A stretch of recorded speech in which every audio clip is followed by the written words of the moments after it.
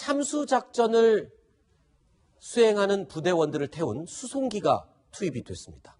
한미 특수부대원들이 이 수송기를 동원한 훈련을 하게 된 건데, 허만섭 차장, 어떤 비행기입니까? MC-130이라고요. 네. 북한 수뇌부에 대한 그 제거와 그 핵시설에 침투해서 핵시설을 뭐 확보한다든지 그 폭파시키는 이런 그 비밀 특수 임무를 하고 있는 네. 이런 그 병력들을 수송하는 MC-130 수송기가 이번 그 독수리 훈련에 와서 같이 훈련에 참여한다고 합니다. 네. 신인규 대표님, 사실 여러 가지 미군의 전략 무기를 북한이 꺼려하고 굉장히 두려워하고 있지만 정말 예민하게 반응하는 부분이 바로 참수작전이라는 이 단어와 그 내용입니다. 그런데 지금 MC-130 수송기, 130 수송기가 참수작전을 수행하는 특수부대원들을 태우고 다닌다.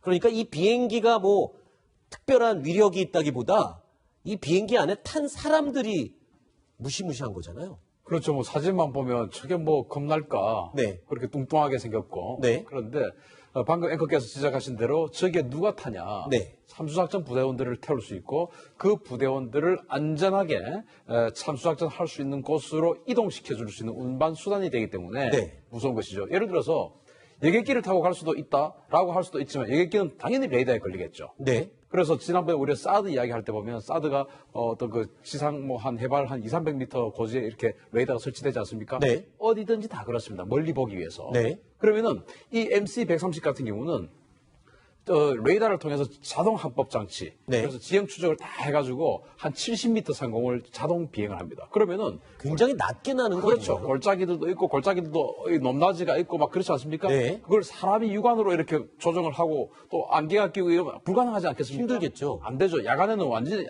안 되겠죠. 그렇지만 여기는 자동으로 입력된 정보를 가지고 아하. 스스로 찾아서 딱 세팅만 해놓으면 알아서 골짜기 업 다운 다 해가면서 날아가서 레이더는 산 위에 있는데 산 밑에 계곡을 따라서 가버리니까 찾을 수가 없겠군요. 안 보이는 것이죠. 그래가지고 원하는 곳에 딱 떨궈주기 때문에 무서운 겁니다. 그렇군요. 그럼 야간에도 네. 보이지 않아도 고도 7~80m만 유지한 채로 계속 땅의 지형을 따라서 날아갈 수 있다. 그리고 또 이게 프로펠러 비행기 아니겠습니까? 네. 이 프로펠러 비행기 같은 경우는 뒤에서 나오는 꼬리 불꽃이 없습니다. 제트 엔진이 아니기 때문에. 그러네요. 그래서 뒤로 날아가 버려도 뒤에 뭔가 불꽃도 안 보이는 것이죠. 그래서 야간에 침투를 하게 되면 전혀 아하. 발견할 수 없습니다. 자, 이런 참수부대원들을 태워 나르는 MC-130 수송기 말고도요. 지금 현재 오산 기지에는 미군의 특별한 수송기들이 또 모여들고 있습니다. 어떤 수송기들이 모였는지 한번 살펴볼까요? 첫 번째, 조종사 구출을 전문적으로 하는 특수 요원들이 탄 비행기가 있습니다.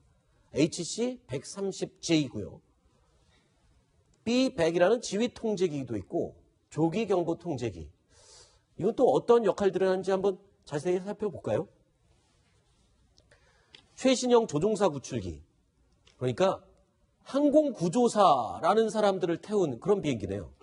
예를 들어서 우리나라 공군에, 우리 한국군에도 육군에는 특전사, 네. 또 해군에는 UDT, 또 공군에는 바로 방금 말씀하신 항공구조사, 가장 에이스 중에 에이스들이죠. 즉, 이 각 군의 최고 특수부대들이 바로 그런 사람들이에요. 네. 그러면 공군에서 업무 중에서 제일 중요한 것이 조종사를 구출하는 겁니다. 왜냐하면 조종사는 공군의 자산이거든요. 그렇죠. 예를 들어서 F-15K 정도 되는 그런 전투기의 숙련된 조종사를 하나 양성하려면 한 100억 원 정도의 비용이 듭니다. 네. 그런데 만약에 부득이하게 F-15K가 격추돼서 조종사가 적진에 떨어졌다. 네. 비행기는 격추됐으니까 어쩔 수 없더라도 조종사를 구출해 오면 100억 원 자산을 회수해 오는 거 아니겠습니까? 그렇군요. 그렇기 때문에 이 공군에서는 조종사를 구출하는 것을 가장 중요하게 또 생각을 하고 또 조종사를 구출할 수 있어야만 네. 조종사들이 내가 떨어져도 반드시 구출해 갈 것이다 라는 확신이 있어야 적진에 마음대로 또 들어갈 수 있겠죠. 그런데 방금 봤듯이 HC-130이 덩치가 큽니다. 네. 그렇다는 것은 뭐냐, 대량으로 조종사를 구출하러 가겠다는 작전인 것이죠. 그러면 지금 대량으로 작전 수행을 한 경우를 가정한 얘기겠네요. 전면전. 그래서 예를 들어서 조종사 한두 명 구출하면 헬기 타고 가도 되겠죠. 그렇죠. 그러나 저 정도 가려면은 이 항공 구조사들이 많이 가야 되지 않겠습니까? 네. 그러면은 대량 어떤 전투가 벌어져서 대량 격추가 됐을 때, 네. 그건 바로 전면전 아니겠냐라는. 저 비행기에 탑승하는 항공구조사, 말만 들어보면 항공구조사, 무슨 간호사 같은 느낌이 들기도 하는데 간호원이라고 하죠, 요즘은. 자, 간호사라고 하죠. 죄송합니다. 간호사입니다. 제가 거꾸로 얘기했습니다.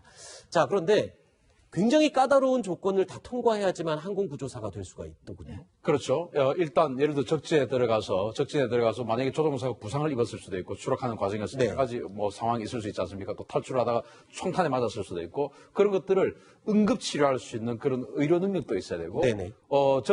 바로 적진에 예를 들어서 일반적인 특수부대는 은밀하게 침투를 하는 상황 아니겠습니까? 네. 그런데 여기는 조종사들이 쫓기고 있는 상황에 가야 되기 때문에 더욱더 고난도의 전투력이 필요한 것이죠. 네. 그래서 사실은 특수부대 중에서 누가 세다 이런 말 하기는 참 곤란하지만 이 항공구조사들의 전투력 또한 정말 어마어마한 전투력일 수밖에 없다. 왜? 네. 전투가 붙고 있는 현장에 가서 데리고 와야 되기 때문에. 그렇죠. 네, 그렇습니다. 거기까지 갈 때까지의 본인의 어떤 보호와 공격 임무까지 다 수행을 하고 혼자가 아니라 항공 파일럿을 또 데리고 와야 되니까. 부상을 당했을지도 모르는 사람들 업고 온다든지 이런 네. 식으로 해야 되기 때문에 체력, 전투력 모든 것이 최상의 에이스들입니다. 알겠습니다. 전례 없는 북한을 향한 압박은 변함없고 점점 더 강해지고 있습니다. 레이건호와 루즈벨트호 배치된 상태가 3개의 전단, 항공모함 전단이 한반도 주변에 왔다는 것 기억이 나십니까? 작년 가을 가장 최대 규모의 미군 전력이 모였을 때와 거의 비슷한 전력이 한반도 주변에 다시 모이기 시작했습니다. 특히나 루즈벨트호 같은 경우에는 7함대 소속이 아닌 5함대 소속인데 본인이 있어야 될 5함대 지역을 비워둔 채 지금 올라온 상황이잖아요.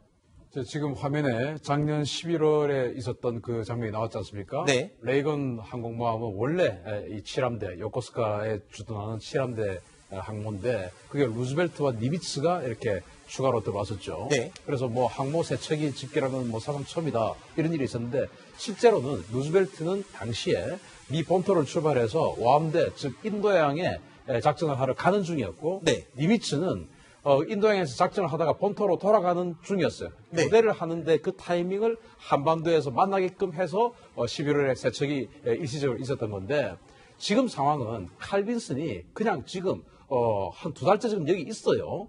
있는 상황이고 레이건은 원래 있는 것이고 그런데 방금 앵커께서 지적하셨듯이 시어도어 루즈벨트 이 항공모함이 현재 5함대 작전해야 되는데 거기에 즉 인도양 중동 지역이 미국에 굉장히 중요하지 않습니까? 네. IS 폭격이라든지 또 시리아 사태 여러 가지로 할 일이 많은데 그 길을 완전히 비워두고 지금 여기로 왔다는 것이죠. 네. 그것은 지금 미국이 이 실함대 작전 구역, 즉 이 동북아시아의 굉장히 중요한 군사 작전을 의미하고 있다는 것입니다. 아니 그런데 대표님 지금 우리 한반도 주변 대화 무드, 북미 정상회담, 남북 정상회담을 앞두고 한미 연합훈련 규모도 지금 줄이고 거기다가 핵 항모는 아예 오지 않기로 이미 공표를 했지 않습니까? 근데 왜 왔습니까 지금 세 척이? 한미 연합훈련에는 분명히 미국의 전략자산인 항공모함, 전략핵 폭격기, 핵 잠수함 이런 전략자산들이 안 오기로 했죠. 그랬죠.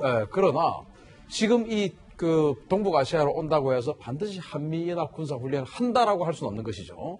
따라서 한미연합 군사훈련에는 참가하지 않고 이 한국에 한 24시간 내에 진입할 수 있는 오키나와 인근 정도의 대기를 하고 있는 것이 아닐까. 따라서 아까 앞서서도 이제 여기서 논의가 됐었지만 존 볼턴이라든지 여러 가지 이런 미국의 외교적인 압박이 지금 진행되는데 거기에 힘을 더 실어주는 군사적 압박까지도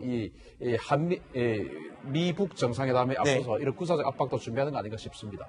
그런데 한 가지 더 있습니다. 우리가 지금 주목해야 될 부분이요. 루즈벨트호는 인도양에 있어야 될 항공모함 전단인데 7함대 소속으로 한반도 주변으로 옮겨서 합류했습니다. 여기에 이게 전부가 아닙니다. 오키나와에는요. 지금 와스파함이라고 해서 강습 상륙함, 미 해병대 전력이 한꺼번에 2,300여 명 이상이 상륙할 수 있는 그리고 F-35 10여 대가 동시에 출동할 수 있는 이 강습 상륙함 전단 2개가 또 오키나와에 있거든요. 그럼 이 5개를 전단을 다 합치면 실제로 어마어마한 전력이 주변에 지금 스탠바이를 하고 있는 상황이라는 소리잖아요. 실제로는 항모 5개 전단이 있다고 봐야 되죠. 버널 리처드나 와스프 같은 경우가 항모하고 거의 1대1 전력은 아니지만 네. 거의 항모에 필적하는 그런 능력을 가지고 있고 특히 와스프 같은 경우는 F-35B를 탑재를 하고 있기 때문에 오히려 칼빈슨이나 로널드 레이건, 루즈벨트 이런 항공모함들은 지금 현재 스텔스 전투기를 탑재하고 있지 않아요. 네. 다 이제 슈퍼 호넷 전투기나 F-18 그냥 호넷 전투기를 탑재를 하고 있는데 와스프는 F-35B 스텔스 전투기를 탑재를 하고 있고 네. 버널 리처드 같은 경우는 뭐 그건 아닙니다만은 수직이 착륙한 해리어 전투기를 탑재를 하고 있거든요. 그래서 원래는 와스프가 오면서 버널 리처드가 돌아가기로 했습니다. 그런데 네. 안 가고 지금 한 달 이상 계속 오키나와와 사세보 인근을 배회를 하면서 주둔하고 있다는 겁니다. 작년에 그 트럼프가 북한에 대해서 완전히 파괴시킬 수도 있다 이런 얘기를 유엔 연설에서 했었는데요. 네. 지금 직결시키고 있는 이 전략 자산들을 보면 정말 완전히 파괴시키고도 남을 정도의 그렇죠. 전략 자산을 직결시키고 있습니다. 이것은 좀 직접적으로 보면 세 가지 정도로 분석될 수 있는데요. 첫 번째는 뭐냐면 김정은 협상 대상자인 김정은에 대해서 공포를 극대화시킴으로써 협상에서 우위를 차지하겠다. 그리고 협상의 주도권을 확보해서 비핵화를 반드시 이끌어내겠다. 이런 협상 전략 차원에서 이렇게 그 전략 자산을 직결시킬 수 있고요. 두 번째는 뭐냐면 만약에 협상이 결렬돼 가지고 정말 피치 못하게 선제 공격을 할 상황이라면 이 압도적인 화력으로 초기에 그 전쟁을 끝내므로써 이제 북한의 반격을 붕괴하겠다라는 이런 것이 있을 수 있고 세 번째는 뭐냐면 지금 그 북한과 중국과의 관계가 지금 정상회담 하는지 안 하는지 모르겠지만 하여튼 그런 정도로 지금 또 다시 가까워지고 있는데 중국이 만약에 북한을 군사적으로 도와줄 수 있는 가능성 이런 부분을 미국의 그 압도적인 전략 자산을 한반도 주변에 배치함으로써 중국의 어떤 그런 부분들을 좀 사전 견제하고 차단하겠다. 그런 측면이 있다고 봅니다.